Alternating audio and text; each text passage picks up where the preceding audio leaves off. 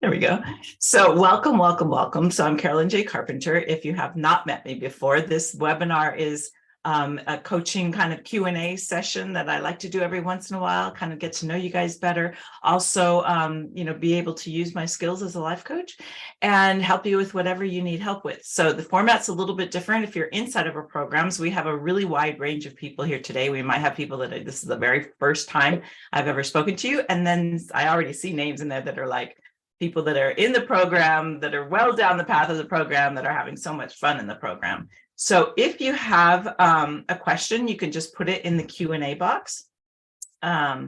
So you guys can hear me now, right? So, the gate. So let me know that you can hear me. Those of you that let me know that you couldn't hear me. So today I'll be diving in with you. Awesome, thank you. I'll be diving in with you today.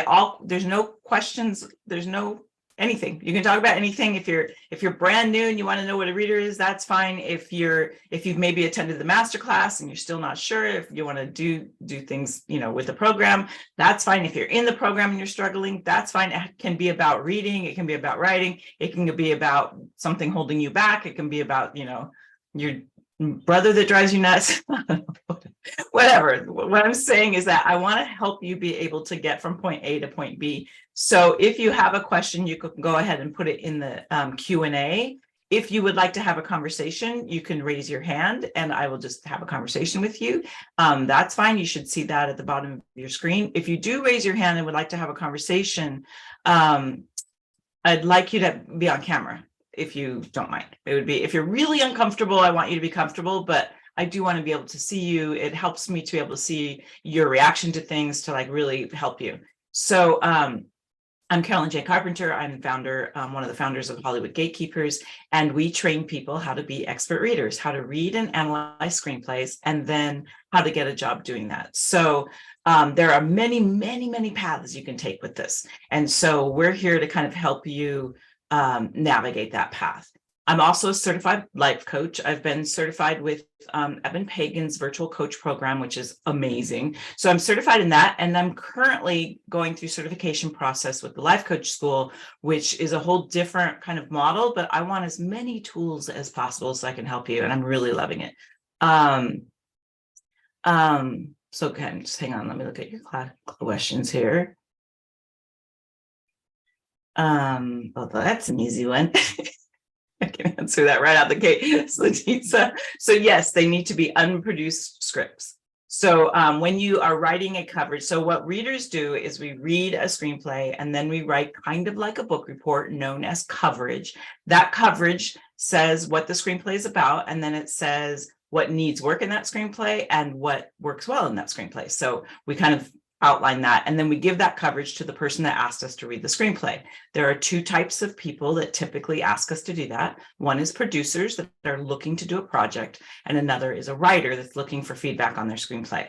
So for a producer, when they read that coverage, they can make a decision. Do they want to read the screenplay? Do they want to meet with a writer? Do they want to do the project? What might it be? So as a reader, the way that you get work is you do some sample coverages. So you write a couple of coverages so producers can see your work. And that's the primary thing that we teach. And in a sample coverage where you're going to show someone, look, I know how to write coverage, it cannot be of a movie that's already been produced. That's already been done. It's already been through the process, should be fine. As we know, there's problems with movies that have been produced, but you want it to be an unproduced screenplay because that's what you'll be reading constantly, is things that have not been produced. So we need to know, or whoever is hiring you needs to know that you can do that without, without seeing the film, that you can do it based on the screenplay. So I love this turnout. We have a lot of people here, so it's going to be a little bit hard for me to keep up with questions in the Q&A. If you'd like to have a conversation, again, just hit the raise your hand button. I'm happy to have a conversation with you. Let me see. Hang on one second. There we go. Okay, so just let me know, and I'll be looking for raised hands. And if for some reason you have your hand raised and I'm not seeing it, then just put in the chat or put in the Q&A that you would like to talk to me. So I know that our people that are in our programs, we meet every single week in the Insider Track. We have a couple of different programs. We have a just self-paced kind of, you do it yourself. You can just do the course, take the course and do your own thing. And then we also have a Insider Track membership so that you can do the course. And then we have weekly live sessions, kind of like this, a little more like it's a Zoom session, a regular Zoom session. So we interact with each other. I do live coverage reviews. We have guests come in. A couple of weeks ago, we did movie night where we watch a movie together. We have a lot of fun in there. So, so I know a lot of the people that are in our programs are used to the chat, but please take advantage of raising your hand and having a conversation. So, okay, this is a really good one. I'm seeing a lot of this same question. You have developed, hang on, let me look. So for those of you, you should on the bottom right, bottom left-hand corner, your left, you should have a button that has a mute or a microphone button and then a little camera button. And you should be able to turn those on and off or pick the kind of camera that you can choose from that. Let us know if you're having trouble. I don't know, I mean, how much I can help you, but I'll try.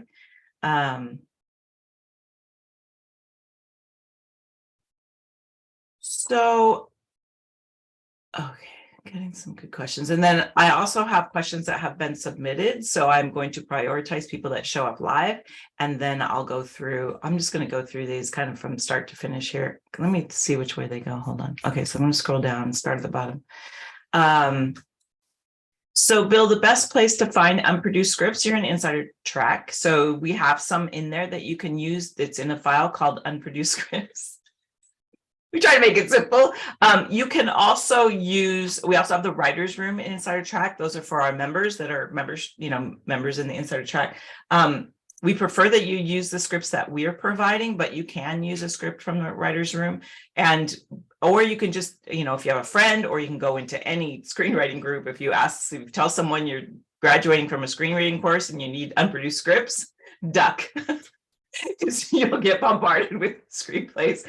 But make sure that if you do use an unproduced screenplay, you know, you ask someone and then they offer up that they want you to use their screenplay.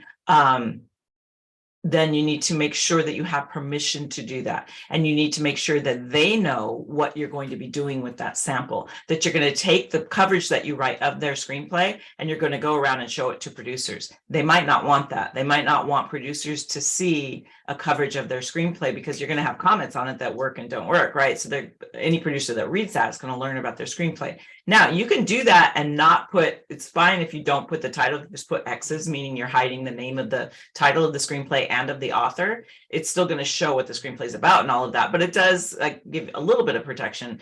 But also, so it could be a good or bad thing. So a producer might see that and they see this screenplay and they see it has a lot of problems. But also, they might see the screenplay and they might say, I see that it needs some work, but this is an amazing premise. And this has actually happened in our programs where someone wrote a sample coverage of a writer in the program and then used that in the course. And then producer saw that coverage and was like, oh, this is actually really interesting. You know, what's the deal with this screenplay? And then they optioned it. So that can happen, very, very rare. So, but it is a possibility. So you just want to be really upfront and you want to get permission in writing from that person if you're going to use their screenplay.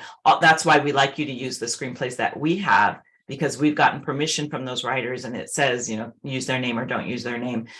We've gotten permission from them. We know that you're good. So I highly recommend if you're going to do that, you know, you get permission.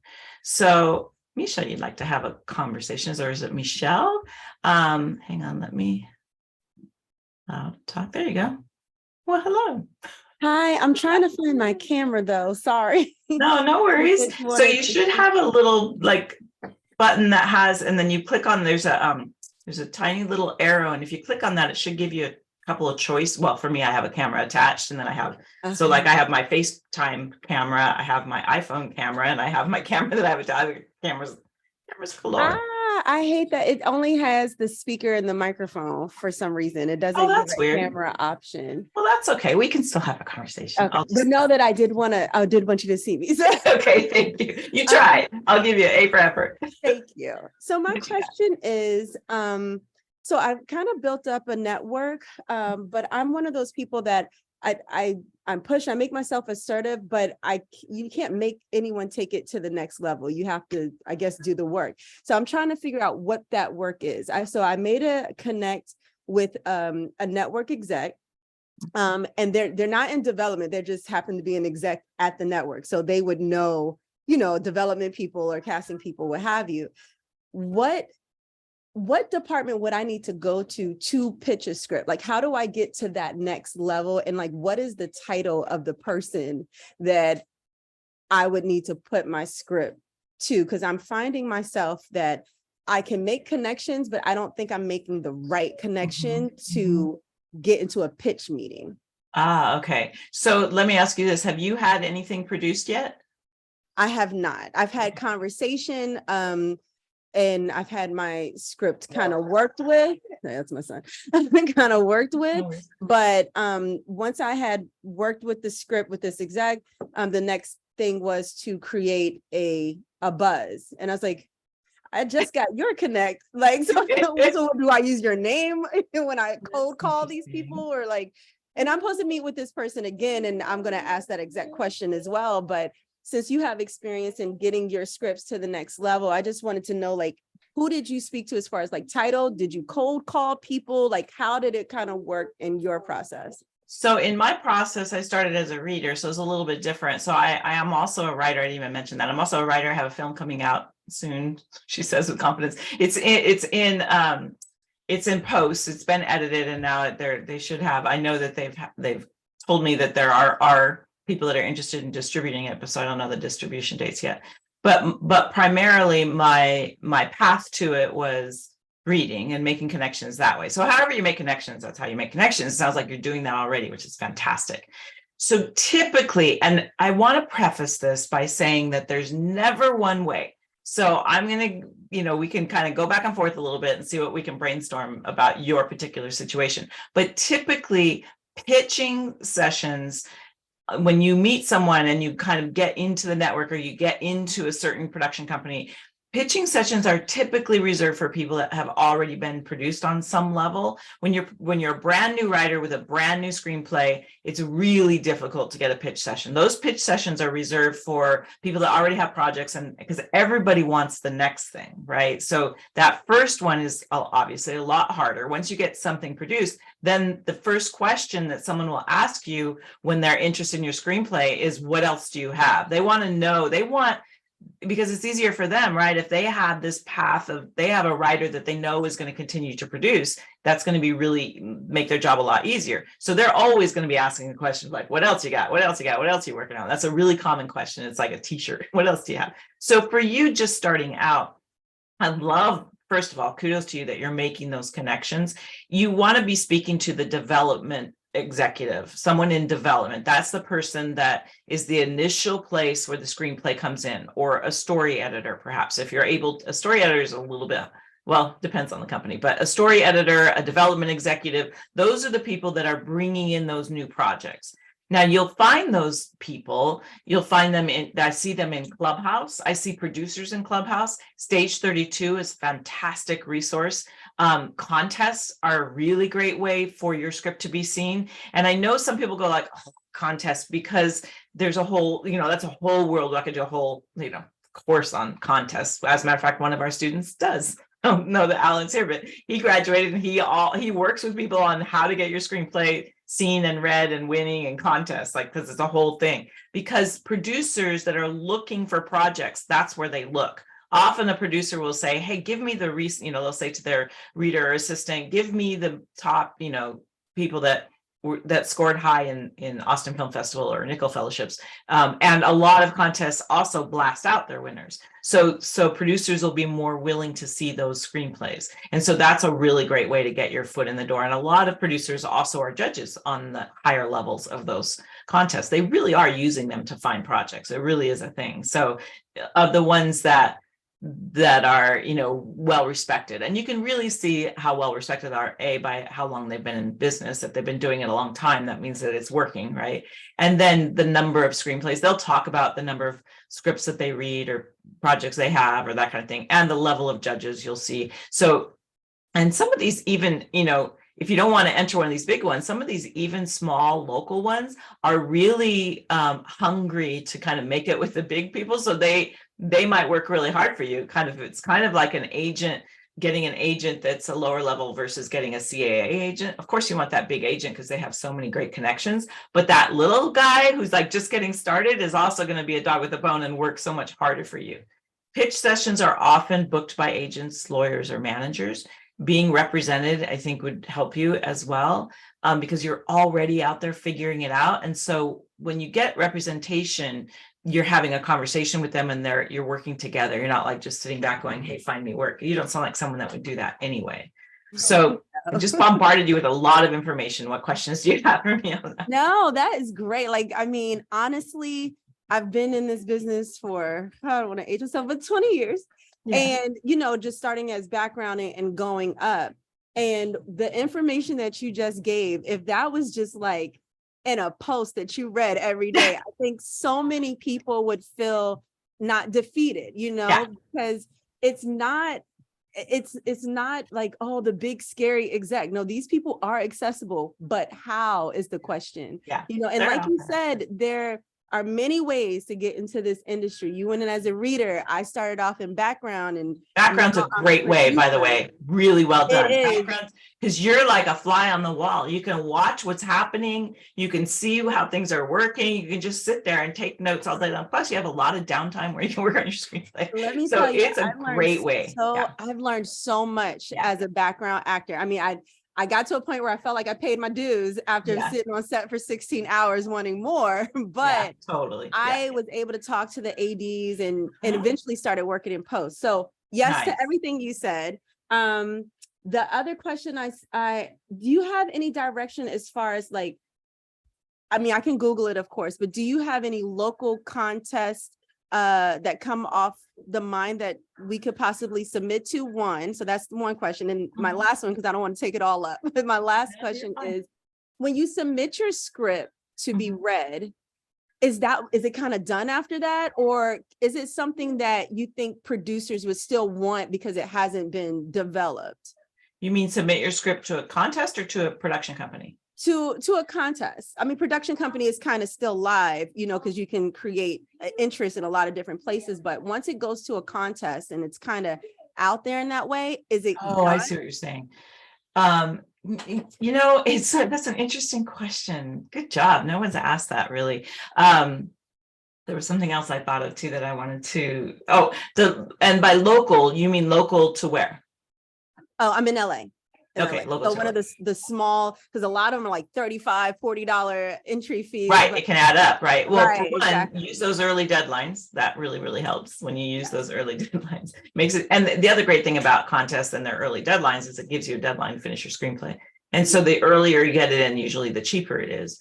I know that Glendale is starting one that is because I actually know they just hired a new script person there. And I know he's very passionate about growing it and growing that program. I would look into that one. I don't know what their dates are or anything yet. And he'll be a guest. We're going to bring him in. He's a good friend and he's also in our program. So we'll definitely be talking to him more about it. We just, Stage 32 is also a really good resource. They will show you some local things. I know Austin Film Festival is planning to come out to LA the last weekend of April. So that would be a good one to go to that event with them, and you can meet people there and start having a conversation with people there. Reading for contests too is another way, because you'll get to know the other people, and that it's just all about the more people that you know. Clubhouse is a great way to, Clubhouse I think is sort of a secret to people, in that there's a lot of producers on Clubhouse having conversations about what they're looking for, and you can talk to them just like you're doing with me right now. So they'll tell you what they're looking for, and you can say, you know, here's my screenplay. You can actually like pitch if you want. You have to be really careful with that because you want to make sure that they're interested in it, but it's more about them getting to know you. You have a great way about you. You're presenting yourself really well. If you just go in and do what you're doing with me in there, it'd be fantastic. Asking good, smart questions like you're doing. In terms of, does your screenplay die once you enter it in a contest? To be honest, I haven't found that to be true. I think that could be just a fear. and I can see where you might think that, but I haven't seen that. The only way that could potentially be, and this is like I I don't even know if I want to share it because I don't even know if I want to put it in your head. No, might as well. So it's like if you get a screenplay and it does really well and it wins the contest and then it goes out to all the agents and everything and it doesn't get picked up, then maybe you might have problems. But the other thing I want you to always keep reminding yourself of is the very first thing I said, and that is that people will say, what else do you have? Even if that script doesn't get picked up or people get familiar with it, being John Malkovich was flying through town, like everybody was reading it. It was amazing. This is a great script, can't be done. Really amazing script, no one's going to produce it. Can't do it without John Malkovich. Like it was like, that's never going to happen. But they just kept at it, and finally John Malkovich was like, fine. So it became a film, right? But at first, the first reaction was like, brilliant, can't do it. So, but he was launching his career at the time, and definitely everyone wanted to see what else does he have. So if you have a screenplay that does really well in a contest, you're a writer, you're going to be writing and writing and writing. It's only going to help you, even if that particular screenplay doesn't get picked up right then. And maybe something else of yours will get picked up, and then that one can come back around again. That can happen as well. So I wouldn't pigeonhole or worry. You're worrying about things that are way down the path. And I think just keep doing what you're doing. Meet people. You've got, your script, know your script really well, be able to pitch it. And then just go places where producers are, basically. Follow someone on social media that you think is right for your screenplay. Really get to know them on social media, follow them, know their work, comment on the things, not in a, creepy way, but comment on things, be engaged, right? Right. Exactly like you're doing here. And just keep doing that. Thank you so much. I appreciate it, and I appreciate your time. And I love John Malkovich. So I'm gonna research that a little bit more. But that's really cool that you said that he's one of my favorite actors. Yeah, and at the time that being John Malkovich came out, he was really well known for things like Dangerous Liaisons and very serious stuff. Now he mocks himself in a beautiful way, but that was kind of his first thing of talk about mocking yourself, man. And then it took some kudos to Charlie Kaufman, and to get him in there to do that was amazing. And then it really opened up a whole new world for him of comedy and other work. So it was amazing time. Absolutely. Awesome. Thank you so much for your time. I appreciate it. Yeah, thank you. That was awesome. Great questions.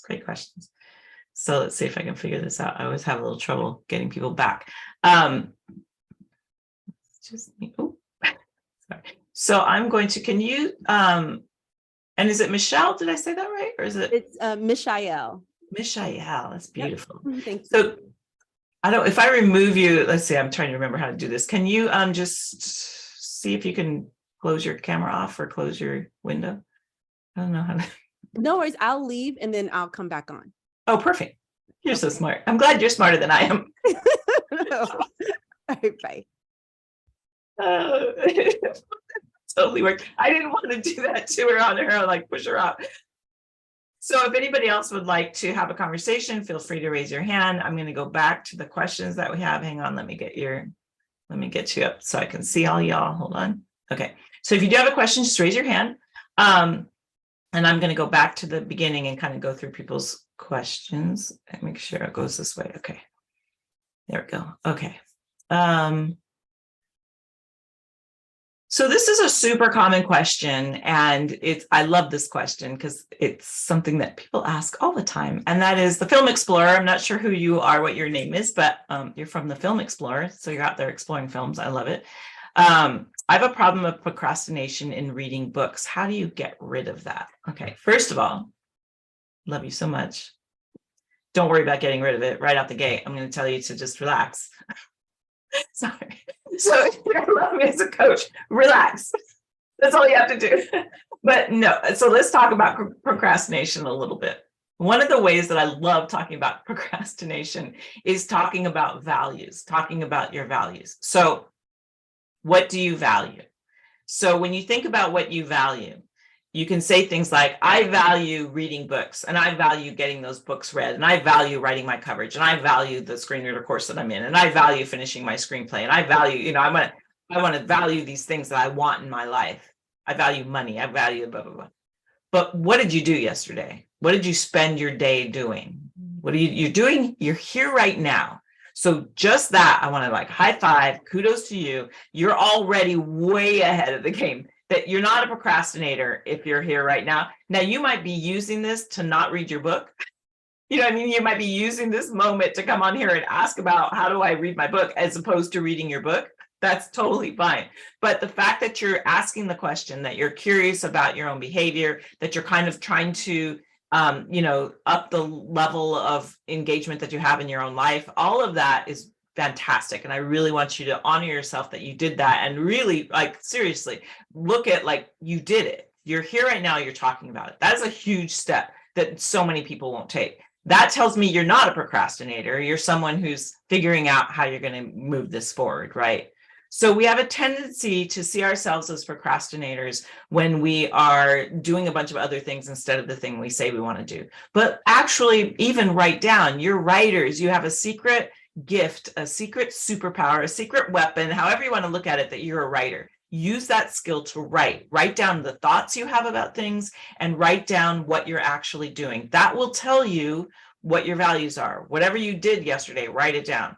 So whatever you're doing, instead of doing reading the book, you're just valuing that more.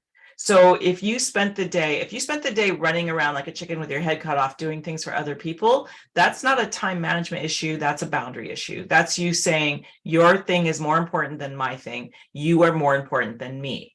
So being able to step into honoring yourself, knowing that you are important to yourself, and this is the thing that you want, if you find you're filling your time full of things for other people. Now, of course, you don't want to be mean, whatever. If there's things you want to do, that's fine.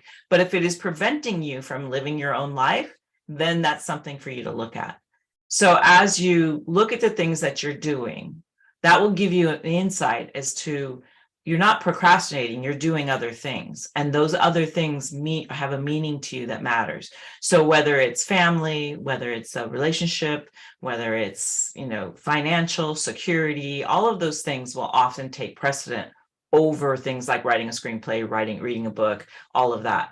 So that's the first step, is looking at what are your values, really being honest with yourself. How am I spending my day? And that will tell you, if you want to know your relationship with money, look in your bank account. If you want to know relationship with food, look at what you ate yesterday. It's like pretty, it's pretty right in your face when you start doing that. And not only that, but then also write down, what are you thinking about it? Because your thoughts will create your actions. So when you think something, it makes you feel a certain way, which makes you act a certain way. You're feeling bored, you're feeling depressed.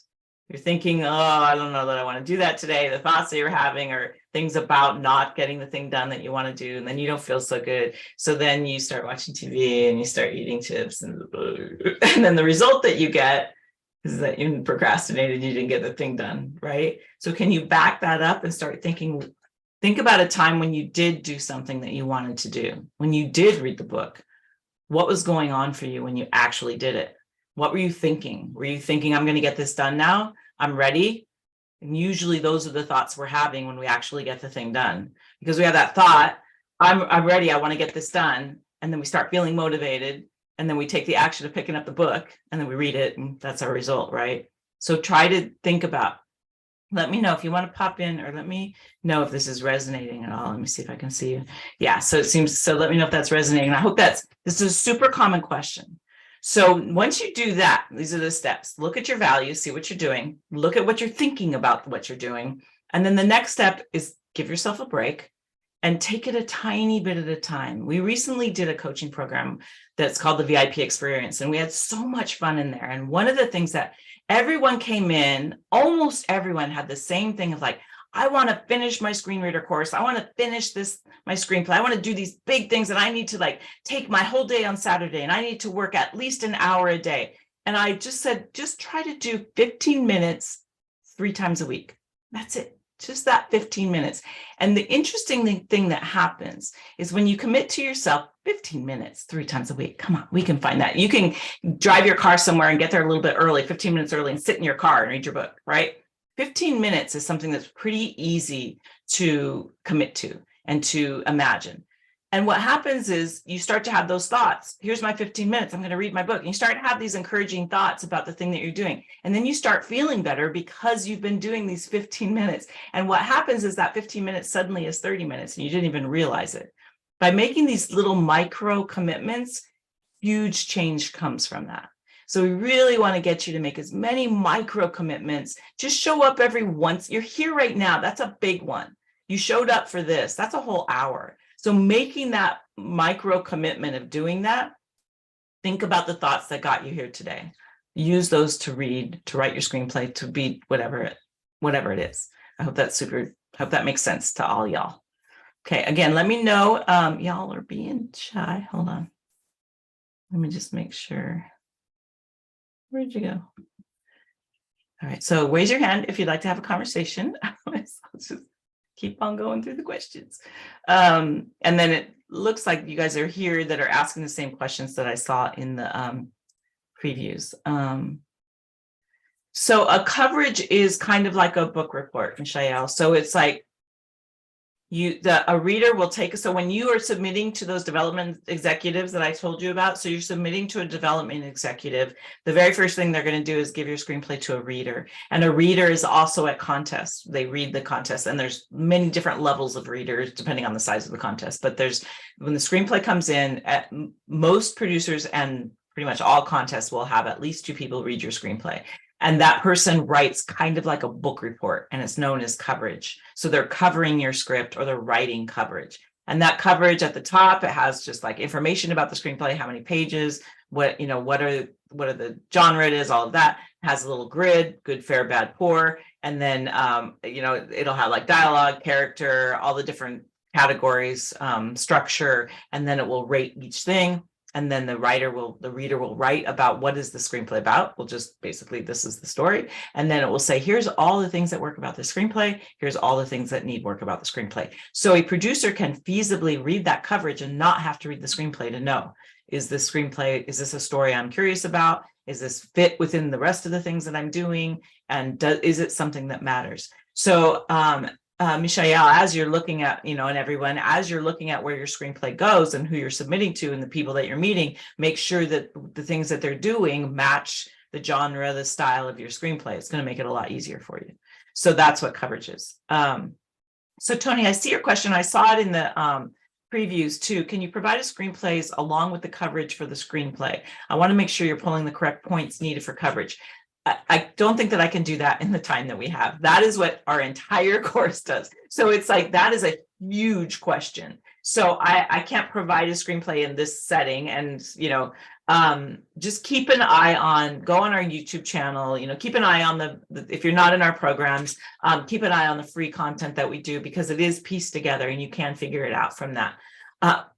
So every screenplay is a little bit different of what you would pull out on it, because it depends on who you're reading it for. So one producer might really, want to make sure that the dialogue is snappy, and one producer or they only do horror films, and so they're going to be looking for different kinds of things in that screenplay. So I can't give you one generic thing, but there's basic.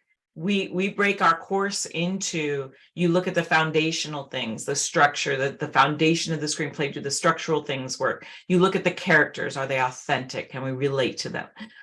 You look at the story. The story, really, that is your main focus as a reader. Does the story work? We do live events all about story. We'll be having one in May where we talk about different elements of story. So story is the reader is one of the only people who is just focused on story. Producers are busy, insanely busy, like crazy busy, and they're doing all kinds of things. Writers are focused on their career, their other screenplays. We just had an example of that. All the things, right? You are sitting there reading the screenplay going, does the story work? Right. So it's a big one. And then the final thing is voice. Do the characters have a voice? Do they make sense? And does the screenplay as a whole have a voice in terms of the messaging, in terms of the way the screenplay is coming across? Those are the main things that you're looking for, that you're commenting on within your coverage. And within each of those, there's a myriad of things that have to do with that. In characters, there's the protagonist, there's the villain or antagonist, there's the sidekicks, which can be a whole myriad of sidekicks or romantic partners, or different kinds of smaller characters that serve really important roles. So there's elements of each of those things. So as you can see, I'm just rattling off the top of my head the things that we would look for. So it's very deeply involved. So really hard in this setting for me to provide a screenplay provider for coverage and like, here you go. But you can find enough information, I think, to piece it together. So let me know, I'll look further down the chat. Let me know if that helps you kind of get started. And let me know if you have a further question on that. And if you'd like to have a conversation about it, just feel free to raise your hand. We can pop on.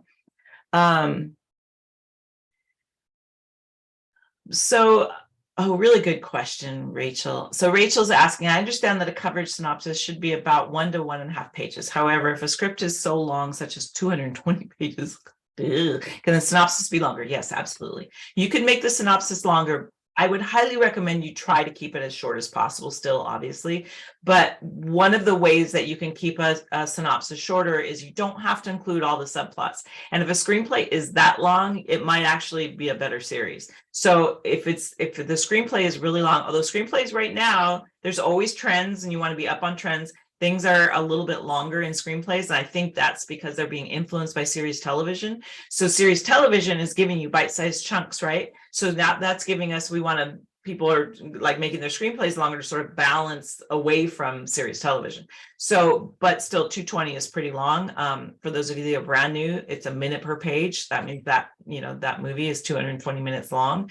So you can leave out subplots, and then if you leave out subplots when you're describing what's in the story, then in your comments, you need to make sure to say a subplot about the mom and the brother really works, or a subplot about the mom and the brother is really distracting. If you mention a subplot in comments, you have to say if it works or not. But that's a way that you can make the synopsis shorter and comment about it in the comments. I hope that makes sense.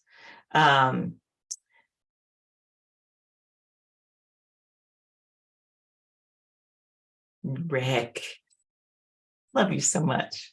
You're not too old. No, you're not. So we get this question a lot. He's wondering if he's too old to start script reading as a completely new career. It's like anything, it does take time, but people ask that, am I too old? Am I too young? And I always joke, you're either too old, too young, or too tall. Really doesn't matter how old you are, as long as if you're a little bit older, as long as you don't constantly talk about how the good old days when movies were made this way. And if you're younger, as long as you know that there are 3 stars porns, that there are movies that happened before you were alive, and that you need to be aware of the history of film and the history of, what influences what. So you need to educate yourself. I mean, that's true with anyone, no matter how old you are, but we have a tendency to be we romanticize the films that from our youth. So being able to stay current and being able to keep up on movies, watch movies, be aware of movies, how cool is that? Especially if you're retired. Like, it's like you have the time to watch things and have fun with it. And then you also have a medical background. You're a retired ER doctor. So you have a special skill of being able to read those screenplays that have to do with medical things, right? So you have a knowledge there that's going beyond even your knowledge as a reader. So I did see you come through the program, and I know that you were concerned about, can you like jump in there and make money? There are many, many ways to make money as a reader. You can make money, reading screenplays and then writing that coverage for sure. And I had this question in the sorry, just got distracted by a question. I had a question in one of the pre-submitted questions, and I'm not seeing it here today, but talked a little bit about AI. I'm not going to go too down this rabbit hole right now. We're going to do a whole thing on it, but it's going to massively change things. And there's a lot of fear about it, and I really want to kind of try to dissipate that fear. So we're going to be jumping in to talk about that and talk about all of the many, many opportunities that have to do with that, because there's a lot. And there's a lot of opportunity, right? The things that have changed, that are changing right now, to me, from our perspective as readers, is fantastic, because things are becoming more, I want to say more content related and more niche related. So the reason I'm thinking about this is because you are a former ER doctor. So people are becoming more specialized in their things, and there's less of a blanket thing. So when you become really good at one thing, there's plenty of people that need that. So there's like there's almost 800,000 companies on IMDb. So IMDb is the Internet Movie Database, and it lists all the movies that are happening, have been made, or being made. There's over 800,000 companies on there. So, I mean, there's about, I think last time I looked, it was like 700,068 companies. So it was like a lot. And when you think about it, each of those companies doesn't just do one thing, right? So there's millions, literally millions of projects out there. So we're getting to where people are becoming more specialized in their things. And we are going to dive into the AI thing to help you guys become more specialized in that. So as you look at what these opportunities are, it becomes more and more ways that you can make money. And it's about, for you, focusing in on the thing that works for you, which is why it becomes a really hard question for us to answer when people ask, how much money can I make at this? Because it can be very lucrative, depending on what you decide to do with it. And the idea of how to analyze a screenplay is at the bottom base of everything. So that's the first thing we teach. Analyze that screenplay and really understand it. Then figure out what you want to do with that knowledge. Do you want to help writers? We have people that have created courses where they're helping writers. We have people, as I mentioned at the top of this, I'm double downing on coaching. I think as the world changes so quickly, I really want to start giving you guys the skills of coaching so that you can coach writers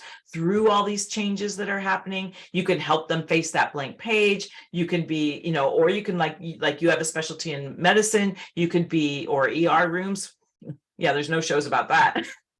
So you can be really specialized in that particular thing. If there's writers that are trying to write their medical screenplays, you can help them make sure that they're correct and accurate in terms of what the world is like. I'm sure that as you watch medical shows, you're probably cringe at some of the things that you see in medical shows. So it's like you can help kind of the writers coming up the ranks and getting that together, right? So if you speak a second language, if someone speaks a second language, helping those people that speak that language translate, get the slang right, all of that. You see how there's such a myriad of things you can do. There's script editing, there's script supervising, there's script coordinating. There's so many different jobs where this is the base of.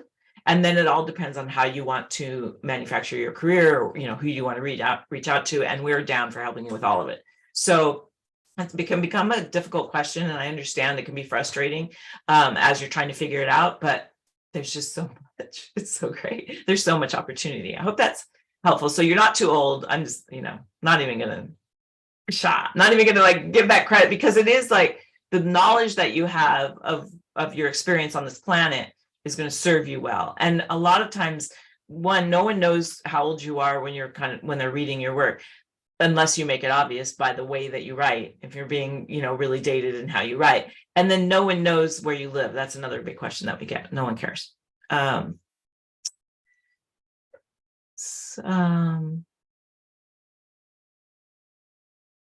on, it's a long question. Joseph, yes.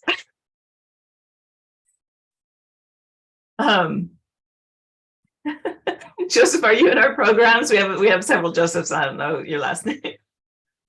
So if anybody would like to have a conversation, just reminding you, just raise your hand. This is going by so fast. Okay, let me try to answer some of these questions a little more quickly. I get excited, then I start talking. But hopefully you're finding answers to your questions within the answers I'm giving to other things.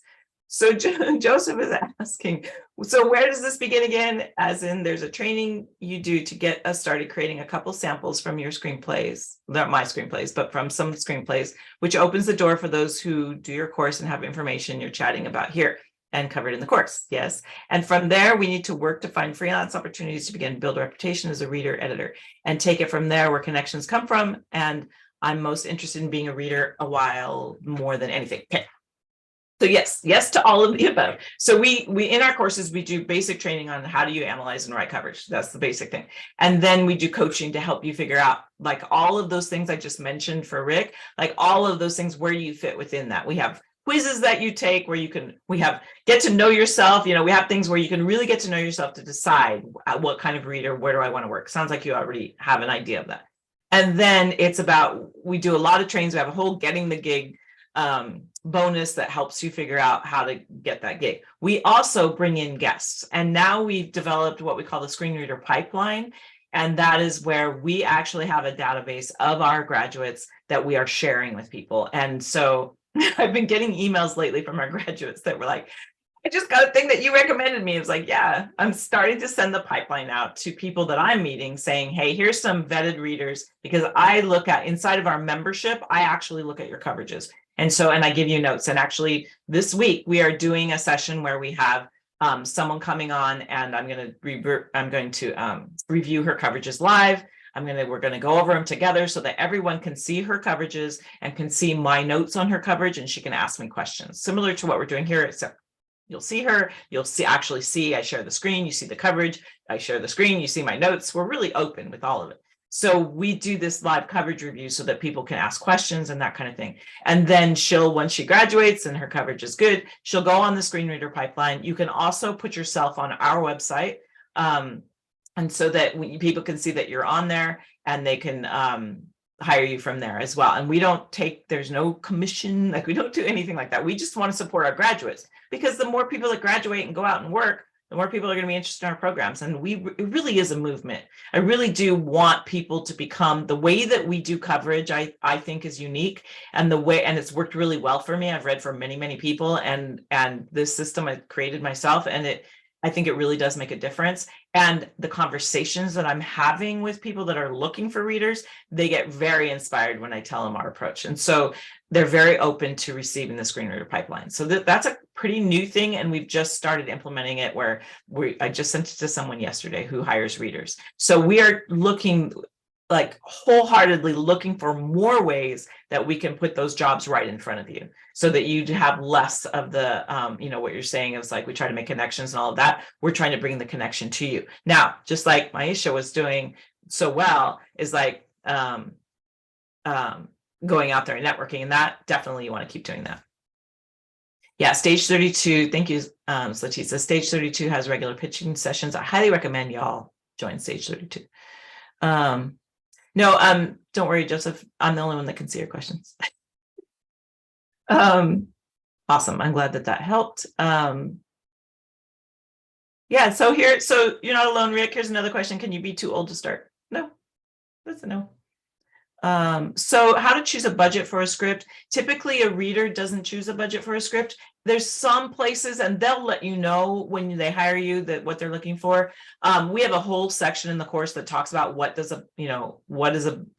called Show Me the Money. What makes this budget? How do you judge that? And then we have you do an exercise where we take the Titanic, I think it is, and you make it a low budget. And then we take something, Blair Witch or something. And we say, okay, man, now make this a high budget, so that you can start learning what makes a higher low budget. A lot of setups, a lot of scenes, a lot of, characters, a lot of locations, a lot of costume period pieces automatically, big movie stars automatically. Typically horror films are seen as more low budget because often they're contained, right? They're in one room, they're in one little place. A lot of independent films will be happening in a house somewhere. A lot of COVID films happened in a house somewhere because people couldn't have these big sets, right? So it'll just be a couple of characters in a house. That'll be more low budget, as opposed to any kind of apparatus, helicopters, any kind of car chasing, anything like that. Even a road trip, up the budget by a lot, because anytime you're on a public highway, you have all kinds of costs involved in that, insurance, all of that.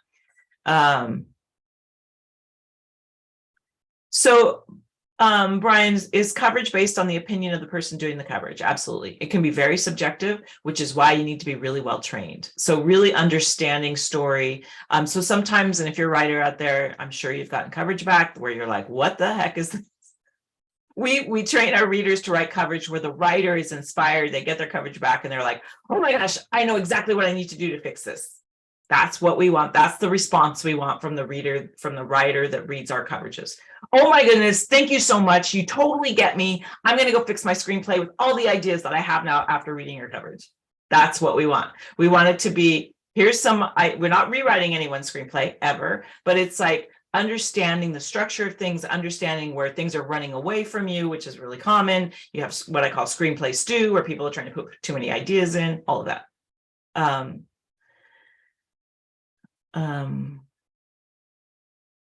I don't know, Gary, if there'll be a writer's strike. I left my crystal ball at home. No, there is talk about a writer's strike for sure. I don't know the details of it yet, or don't have more information. As I find out information, I definitely will be sharing.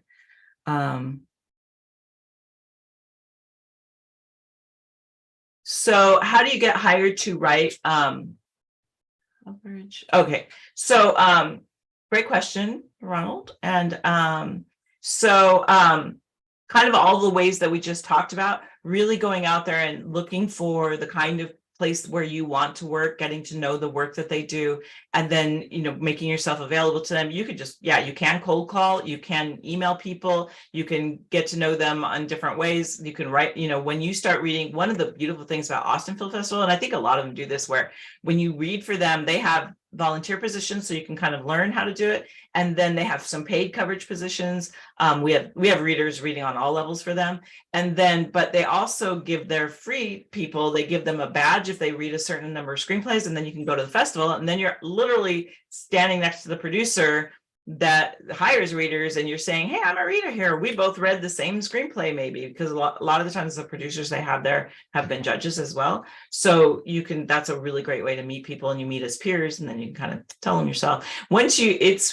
It's what I call the hockey stick. At first, it can take a little while to kind of get your sea legs, decide what you want to do. And then once you get going, if you're a good reader, you get recommended and you get referrals quite a bit. And so it hockey sticks, and it goes like this, and then pretty soon you're working everywhere.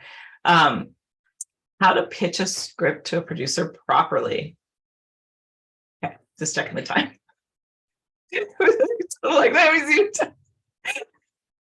So I hope this has been helpful. Let me know if this ended up being a Q&A in a different way than I was anticipating. I was kind of more anticipating. You guys have been shy about raising your hand, which I totally get. Nobody wants to be in front of people. Nobody wants to air their problems. But this has been fine. I hope it's working for you guys. How to pitch a script producers properly. One of my favorite things to talk about.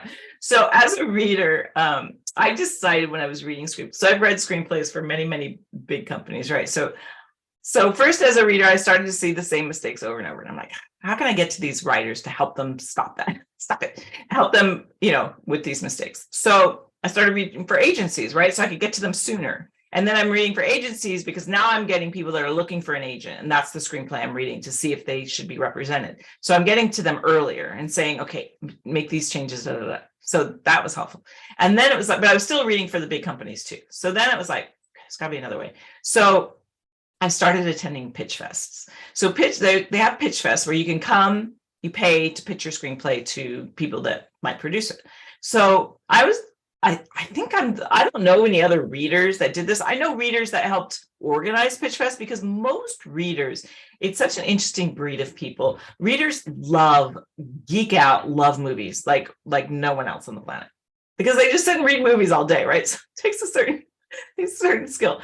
Often they're very introverted, and we had one. I tell this story often, so sorry if you've heard it. My students have probably heard it, but we had one reader. There was one place where I was reading where they had a lot of readers, and we never met each other. And this is before Zoom and everything, so we had never met. So they decided to have a party. We're gonna get all the readers together, and my friend and I went. And I'm a fairly social person, so we went, and it was the awkwardest group of people that looked like they just came out of their basement covered in crackers and never seen light before. Like, I want to talk about movies, but you start talking about movies, and it was just like they knew everything. They were like walking books. So readers love movies, and readers are often very awkward and shy and whatever, and they're really going to give you their honest opinion, right? So there weren't a lot of readers that were willing to go take pitches. So I went to my companies and I said, hey, I'm going to take pitches, and then I'll find screenplays and bring them back. And they were like, awesome, because that's a hard job for them. They're so busy producing screenplays. Finding screenplays that's why they reach out to contests. Give me your list, because they don't have time. They simply don't have time. They are so insanely busy. We had a producer come into our session as a guest a couple of weeks ago because I wanted to demonstrate all the things that he's working on. And then while he was talking about all the things he's working on, I put up a sheet that another producer friend of mine just put together that had all his projects that he's working on, so people could see the amount of irons in the fire that these people have. It's insane.